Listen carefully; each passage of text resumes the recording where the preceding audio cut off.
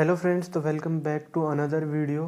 तो आज की इस वीडियो में हमारा टॉपिक है डी मोइवरेज थ्योरम। डीएमटी इसे हम कहते हैं। ये कॉम्प्लेक्स नंबर का एक बहुत इंपॉर्टेंट टॉपिक है। हमारा जो क्यूब रूट्स ऑफ यूनिटी और nth रूट्स ऑफ यूनिटी जो कॉम्प्लेक्स नंबर के आता है वो हम इसी थ्योरम से आते हैं वो हमारे पास। तो हम डीएमटी अब देखते हैं कैसे होता है। तो डीएमटी देखने से पहले हम देखते हैं हमारा यूलर्स फार्मूला। यूलर्स फार्मूला होता है हमारा e raise to the power iota x. जब हमारे पास e raise to the power iota x होता है हमारे पास cos x plus iota sine x. जहाँ हमारे पास आयोटा होता है रूट में -1। आयोटा की वैल्यू होती है, ये एक इमेजनरी नंबर होता है। तो इसके अंदर हमारे पास इंपॉर्टेंट क्या होता है, जब e raise to the power iota x होता है तो ये जो एक्स होता है आयोटा का जो मल्टीपल होता है उसे हम cos x के साथ और sin x के साथ लिखते हैं, sin x को आयोटा से मल्टीप्लाई करके। तो इसके एक दो एग्जांपल देखते हैं। जैसे e raise to the power iota अगर हमारे पास 2x हो तो हम लिखेंगे cos 2x plus iota sin 2x। e raise to the power iota हमारे पास अगर अल्फ़ा प्लस बीटा हो तो हम क्या लिखेंगे, यहाँ आयोटा के साथ अल्फ़ा प्लस बीटा आ रहा है तो इसके अंदर हमारे पास cos के साथ हम लिखेंगे alpha plus beta plus iota sign में अल्फ़ा प्लस बीटा। सिमिलरली अगर ई की पावर में आयोटा अल्फ़ा बीटा हुआ हमारे पास तो हम लिखेंगे कोस में alpha beta plus iota sine alpha beta. Similarly अगर ई की पावर आयोटा हो तो यहाँ इसके साथ हम 1 लगा सकते हैं तो हम लिखेंगे कोस 1 प्लस आयोटा साइन 1। इनसे कहने का मतलब ये है कि अगर e की पावर में आयोटा हो और उसके साथ x मल्टीप्लाई हो रहा हो तो हम उसे लिख सकते हैं cos x plus iota sign x। यही हमारा यूलर्स फॉर्मूला होता है। तो अब हम इसी से डी मोइवरेज थ्योरम आगे देखते हैं हम कैसे निकालते हैं।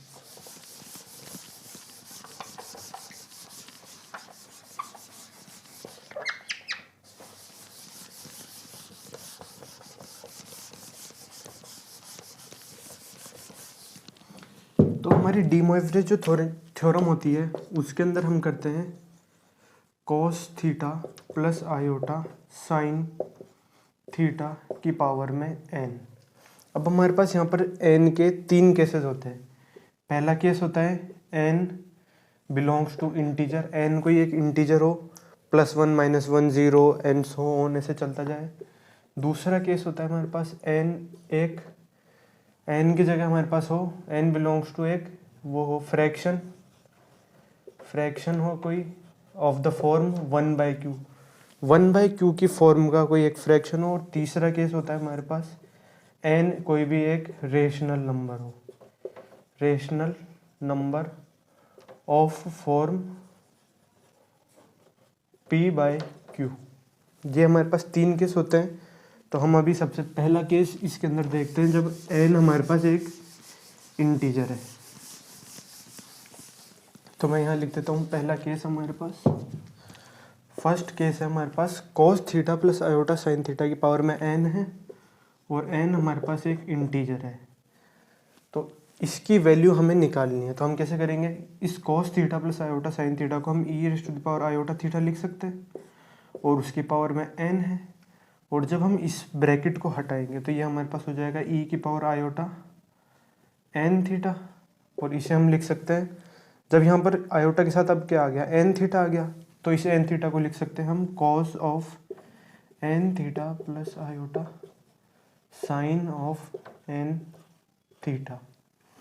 तो हमारी वैल्यू आ चुकी है cos theta plus iota sine theta की पावर n। इसकी वैल्यू होती है cos n theta plus iota sign n theta.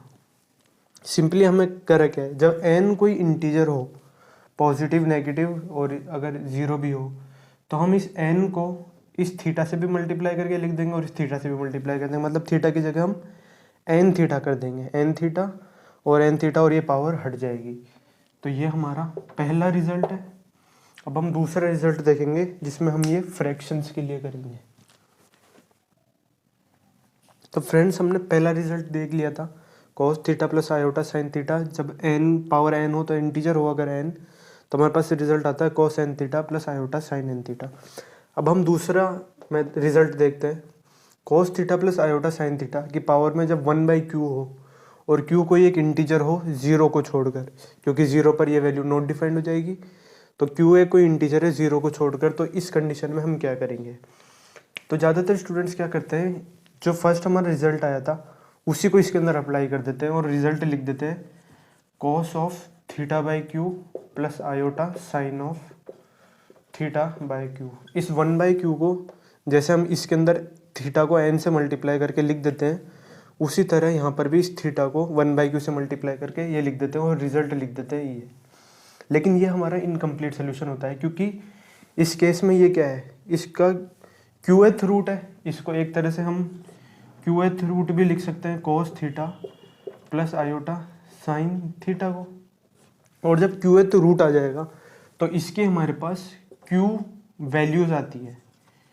लेकिन हमारे पास अगर हम ये मेथड अप्लाई करें तो हमारे पास ओनली सिंगल वैल्यू आई, तो ये इसका वन ऑफ द सोल्यूशन है। ये जो सोल्यूशन हमारे पास आया है इसको सिंपल मल्टीप्लाई करके ये वन ऑफ द सोल्यूशंस है।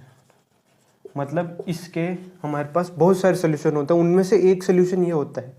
तो ये मेथड जब हम इसमें लगाते हैं, ये वाला फर्स्ट मेथड आता है जो, तो ये हमारे पास कंप्लीट आंसर नहीं आता, तो ये ओनली वन सोल्यूशन देता है हमारे को out of many of the solutions जो इसके वैल्यूज होती है।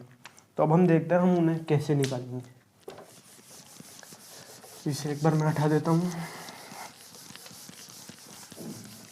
अब हम देखिए क्या करेंगे। हमारे पास जो वैल्यू है ये cos theta plus iota sine theta की पावर में हमारे पास है 1/q।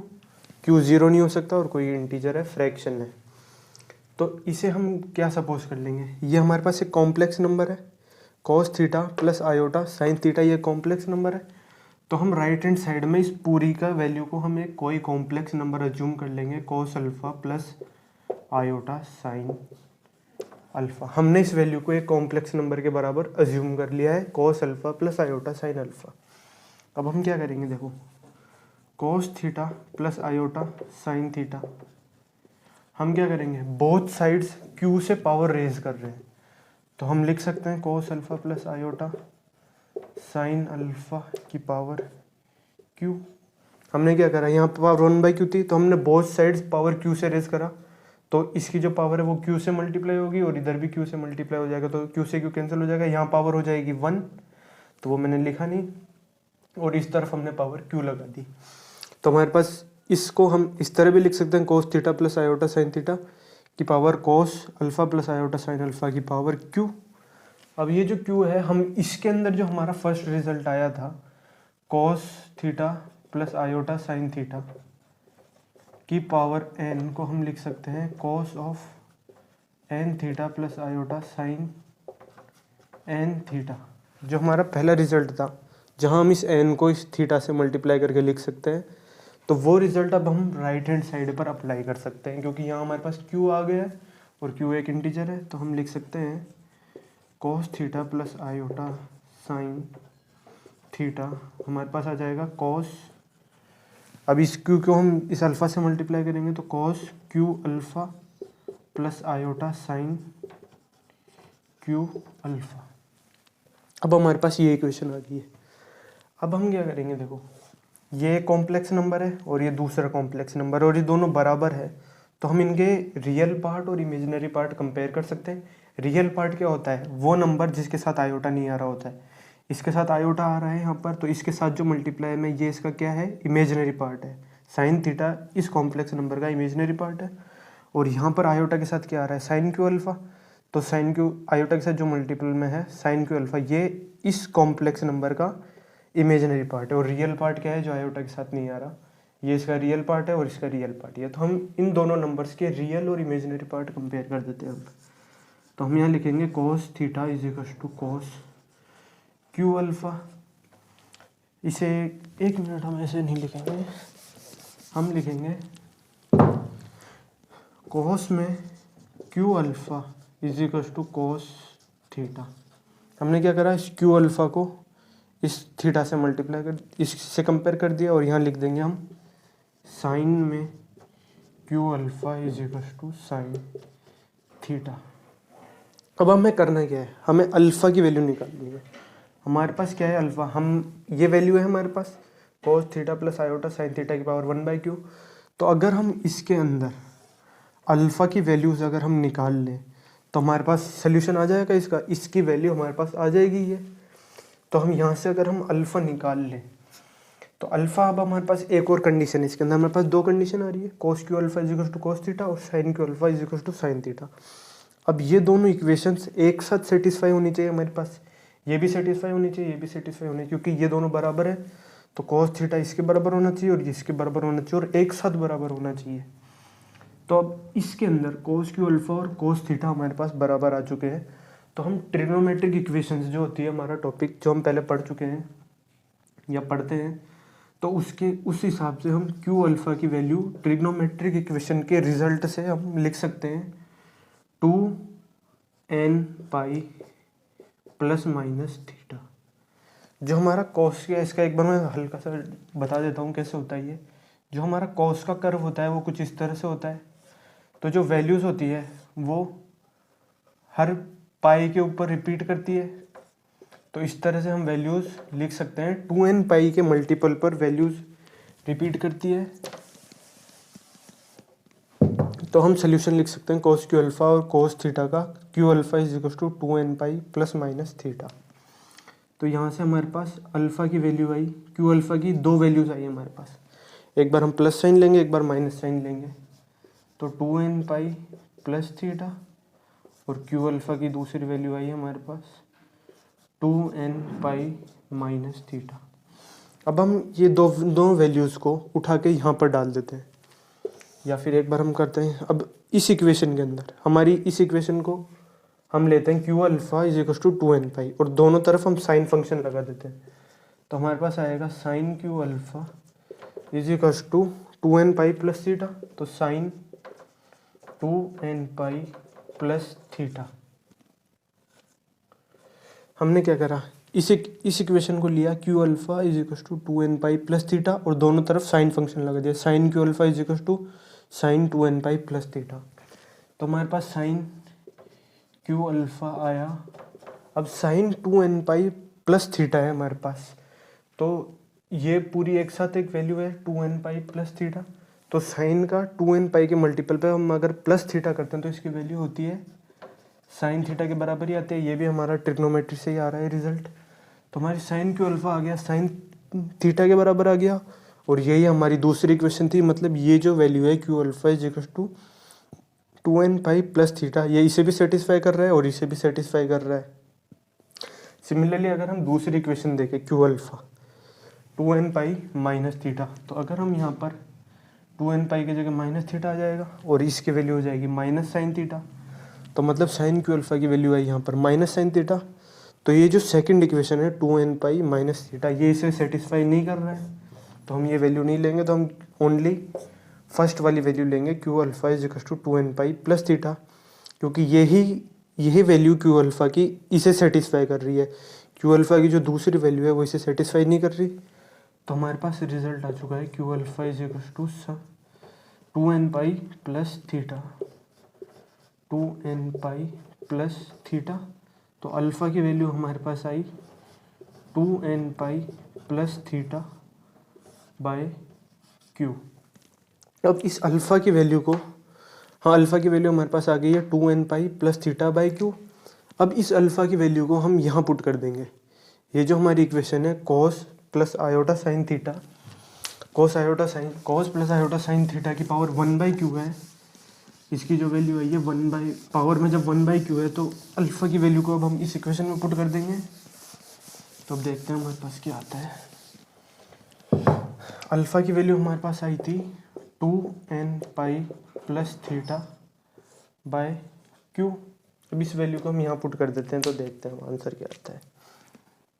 तो हमारे पास है cos theta plus iota sine theta की power 1/q is equal to, alpha की वैल्यू हमारे पास आई है 2n pi plus theta by q। तो cos 2n pi plus theta by q प्लस आयोटा साइन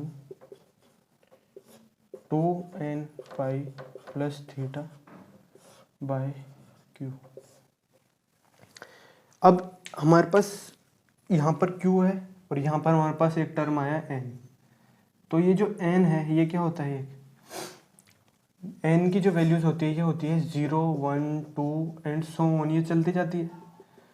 जब हम ये n हमारे पास आ रहा कहाँ से है, जब हमने cos q अल्फ़ा को cos थीटा से कंपेयर करा तो q अल्फ़ा हमारे पास आया था 2n पाई प्लस थीटा। तो ये जो n होता है ये होता है 0 से स्टार्ट करता है, 1, 2 एंड सो ऑन, ये चलता जाता है आगे तक। लेकिन जब हम n की ये वैल्यूज इसके अंदर पुट करेंगे तो इस तरह से तो हमारे पास बहुत सारे आंसर्स आएंगे, लेकिन ऐसा है नहीं क्योंकि हमें इसके फाइनाइट आंसर्स आते हैं। तो अब इस n की वैल्यूज़ के ऊपर एक बाउंडेशन होता है, वो देखते हैं हम क्या होता है। जब हम n की वैल्यू 0 पुट करेंगे इसके अंदर, cos theta plus iota sine theta 1/q की वैल्यू हमारे पास ये आई है और n की वैल्यूज ये है। तो n की वैल्यू जब हम 0 पुट करेंगे तो हमारे पास इसका सोल्यूशन क्या आएगा, cos, क्योंकि ये तो 0 हो जाएगा पूरा टर्म, बचेगा क्या, थीटा बाई क्यू। तो cos theta by q plus iota sine theta by q. जब हमने when n is equal to 0, जब n हम 0 ले रहे हैं, n की वैल्यू जब हम 0 ले रहे हैं तो यहाँ पर 0 हो जाएगा, तो 2 पाई ये पूरी टर्म 0 हो जाएगी, बचेगा थीटा बाई क्यू और यहाँ पर भी थीटा बाई क्यू। तो हमारा सोल्यूशन आएगा ये। तो जब हम n इज इक्वल टू 0 लेंगे ये हमारा सोल्यूशन आएगा। और ये सोल्यूशन कब आएगा, जब हम 1/q को डायरेक्टली, जब हमने पहले देखा था किस तरह से नहीं करना है वो वाला पार्ट, 1/q को डायरेक्ट इससे मल्टीप्लाई कर दो। तो जब मैंने कहा था कि ये वन ऑफ द सोल्यूशंस आएगा अगर हम इसमें हमारा फर्स्ट रूल अप्लाई कर देंगे। तो सिमिलरली अब हम क्या करते हैं, देखो n की वैल्यू को जब हम q पुट करेंगे, n की वैल्यू को q पुट करेंगे इसके अंदर, तो हमारा सोल्यूशन क्या आएगा, cos में 2q pi plus theta upon में q प्लस iota sign 2q pi plus theta upon में q। अब इन वैल्यूज़ के अंदर हम एक बार वापस देखते हैं क्या करेंगे। मैं ऊपर लिख देता हूँ यहाँ पर, क्या देखो यहाँ पर ये जो है q अल्फ़ा प्लस आयो cos 2q pi plus theta by 2, ये वैल्यू का भाई जब हम n की वैल्यू q पुट करेंगे इसके अंदर 2n pi plus theta by Q में यहाँ q पुट कर दिया n के जगह और यहाँ पर भी q पुट कर दिया। अब ये यहाँ पर बीच में प्लस का साइन आ रहा है और ये q है, तो इस q को हम इस 2q पाई के नीचे भी लिख सकते हैं और इस थीटा बाई के नीचे भी लिख सकते हैं। तो हम लिख सकते हैं cos 2 pi plus theta by q plus iota sign 2 pi plus theta by Q. ये जो हमारी वैल्यू है, ये जो एंगल है सिर्फ इतना 2q pi plus theta by 2, 2q pi plus theta by 2 sine के मल्टीपल्स में। तो इस q से हम इस q को कैंसिल कर सकते हैं, तो यहाँ बचेगा 2 पाई प्लस थीटा बाई क्यू और यहाँ पर भी 2 पाई प्लस थीटा बाई क्यू। अब हम इसमें ट्रिग्नोमेट्री के रूल्स लगा के लिख सकते हैं कि 2 पाई प्लस थीटा बाई क्यू की हम वैल्यू लिख सकते हैं cos theta by q plus iota, इसकी वैल्यू भी हम लिख सकते हैं साइन थीटा बाई क्यू। तो कहने का मतलब क्या है, जब हमने n की वैल्यू 0 पुट करी है ना, n की वैल्यू 0 पुट करी तो हमारे पास सोल्यूशन आया cos theta by q plus iota sine theta by Q. और n की वैल्यू जब हमने 1, 0, n की वैल्यू क्या है 0, 1, 2 एंड सो ऑन चलती जा रही है। तो जब हम n की वैल्यू q पुट करेंगे तो भी हमारे पास सोल्यूशन रिपीट करेगा, वो आएगा cos theta by q plus iota sine theta by Q. और यहाँ पर n इज इक्वल टू 0 पर भी यही सोल्यूशन था और n इज इक्वल टू, ये सोल्यूशन किस पर है, n is equal to q पर। तो यहाँ पर हम n की वैल्यू जो ले रहे हैं वो 0 से स्टार्ट करेंगे और 1, 2, 3 और q पर जब सोल्यूशन रिपीट कर रहा है तो जो वैल्यू 0 पे आ रही थी वो वही वैल्यू q पर आ रही थी, तो हम q नहीं लेंगे। तो हम क्या करेंगे, q से पहले तक का एक टर्म लेंगे। तो हमारी जो n की वैल्यूज़ हम पुट करेंगे इस इक्वेशन के अंदर, cos theta plus iota sine theta की पावर 1 बाई, क्योंकि ये जो वैल्यू आई है हमारे पास, इसमें ये जो n की वैल्यूज़ है ये हम 0, 1, 2 and so on up to q-1 तक पुट करेंगे, क्योंकि आगे अगर हम q पुट करेंगे तो वो वैल्यूज़ रिपीट करेगी, जो 0 पे आ रही थी वही वैल्यू q पर आएगी, तो हम रिपीट सोल्यूशन करेंगे वो, तो हम वैल्यूज़ वो नहीं लेंगे, हम n की वैल्यू 0 से लेके 0 1 2 3 एंड सो ऑन ये लेते चलेंगे। तो एक बार इसका रिजल्ट हम वापस देखते हैं।